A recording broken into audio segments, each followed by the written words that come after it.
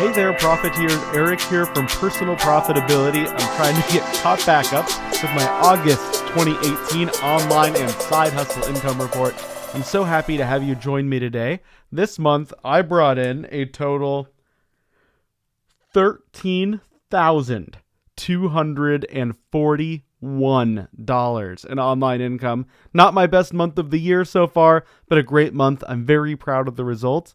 And now I want to walk through these results with you to help you see what you can learn from my online income and maybe emulate the same 5-figure monthly results. As always, you can find my income reports online at personalprofitability.com/blog. Here is a snapshot of the August report where I first released the number.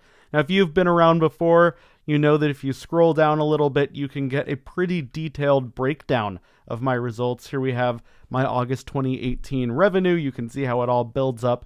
But in these videos only, I jump into my accounting software with you. I use QuickBooks. If you like the way I have things set up, you can go to personalprofitability.com/QuickBooks to learn more. I do think it's the best accounting software out there for most small and online businesses. So here is a snapshot. This is my QuickBooks dashboard. Before we dive into this month's results, I'm recording this the very first week of October 2018, and something really cool that I noticed is if I really hustle hard this month, I can beat last year's total income by the end of this month. So that gives me 2 months where everything I earn is in addition to last year. That's my raise. That's what happens when you hustle. So as you see, this year to date, I have $116,667 in online income. And if I click and look, last year, my total was $129,481. So I have less than $13,000 to earn this month, which if we look at this month's income report, we know that's doable, and I will be all in profits, all beating last year's results for the last 2 months. So I'm really excited about that opportunity. But right now we're going to dive into my P&L. Okay, everyone, so here are the results, my exact details of my August 2018 accounting. So we're going to dive in and start here on the top row, where I have my advertising income. That's what I earn from this site, from personalprofitability.com. As you can see, it is not my primary income source, but it is an important part of my business and a lead funnel for my freelancing. If it weren't for personal profitability, I would not have my freelance success. And it does make a few bucks. Last month, I did about $109 in affiliate revenue, which that's my favorite kind of revenue. I also did a consulting session, charged $100 for that. I worked on a meetup, a live event that was sponsored, and my cut ended up, after all the costs, I netted about $75 there. I also did a little bit of website support. It's not something I do that often anymore, but I did jump in and help someone out, so I picked up $120 on that project. You know, got a bill when you work. But as always, the bulk of my income is from my freelance writing services. This month I did $12,836.84. I know that's very specific, but that is how the accounting world works. So, $12,800, that's a great month for me by any standard. So I was very happy to see that.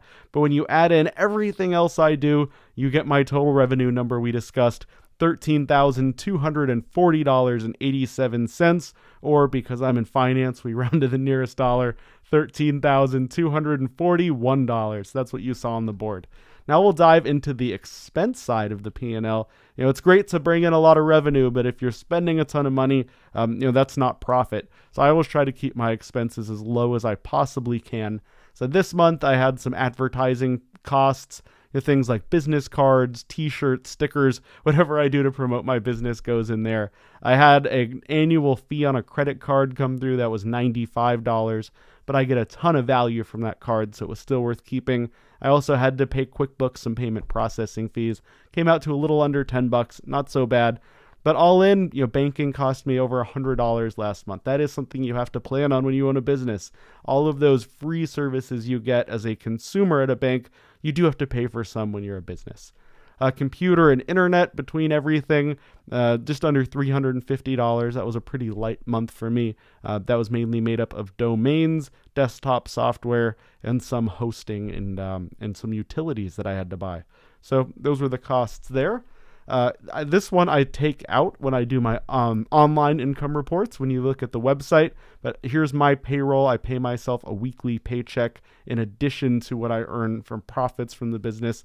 So that payroll that I paid myself, I use a direct deposit third-party service to do that. Right now I'm using Square Payroll, which I pay $30 a month. It's very reasonable to pay that kind of fee to have all the taxes and everything taken care of for me. Next, meals and entertainment. I think I had a coffee meeting with someone, maybe a happy hour meeting. So light costs this month. But when I do meet for business, you can write it off. Outsourced labor, here's a big fee of $1,500 between all of my different outsourced labors, including developers and podcasts. So that one, as you know, is one I tried to do a little cutting back. So I think this is the last month we have the big charge in there for SEO. Postage and delivery, I did a contest, sent out some stuff. Payroll taxes, that's handled for me. Telecom and internet expenses. I need internet for my business. Even though I work from home, I use the internet at home primarily for my business, so I can deduct a portion of that. I also have a mobile phone cost. I use this cell phone right here for work every single day. It's always in my pocket, and that's just part of business, so I got to write that cost off as well. Finally, this month, I had some extra costs related to Podcast Movement. It's one of my very favorite conferences. I'm actually wearing a Podcast Movement t-shirt right now. Thanks, Dan and Jared, for that hookup. I'll see you next year at Podcast Movement in Orlando if you're headed to that one. But last month when I went there, I had to pay for the hotel, $919. There was a little parking fee. I don't remember where I drove for work that I had to park. But I did have a work meeting. I had to pay $3.50 for parking. So that is the total of my expenses there. So that's where we get a net profit. That is how much money I get to keep at the end of the day from my business, $6,862.36. If you've never gone to business school, which I'm guessing most of you have not, there's a fun accounting rule where you have to separate certain types of income and expenses out from your operating income. One of those is interest income. I have a business savings account right now that's at Chase, and I earned a whopping 19 cents in interest. Thanks, guys. That's awesome. That brings me to my real net income of what I get to keep for the month. So that is this month's walkthrough. Thanks for hanging out with me this month. I will have the September one coming up very soon. As it's October, I'm just finalizing all those numbers. It takes me usually about a week into the month to finish out the books from the prior month. If you've ever worked in accounting, that's called the close period. But if you have not, accountants are always busy those first few days of the month wrapping up the last month's result. So that is this month's online income report video. I hope you enjoyed it. Please make sure to subscribe, hit that little alarm bell button so you know when I release a new video. A lot of them are a lot more exciting than these, but I know you guys love seeing the numbers, so I'm not planning on stopping these anytime soon. Thanks for sticking around with this one, and until next time, stay profitable.